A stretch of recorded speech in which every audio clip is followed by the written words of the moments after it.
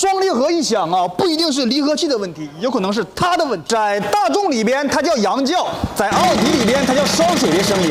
大众 1.4T DQ200的途安、朗逸、宝来、高尔夫、帕萨特、迈腾、CC、零度、桑塔纳、Polo、DQ250的 2.0T、迈腾、途观、CC、迈特威、0B5的 Q5、A5、S5、A7， 新款 2.0T 的车型 A5、A6、A7。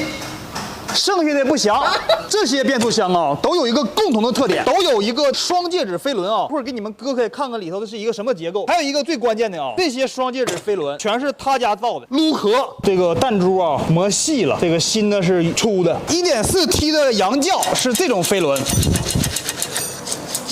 ，2.0T 的是这种飞轮。弹簧短了啊，间隙大了。0B5的是这种飞轮。烧水的声音啊，新款 2.0T 的是这种飞轮，它们呢有一个共同的特点，里边是带弹簧的，时间长了，这弹簧呢就变短了，间隙就变大了。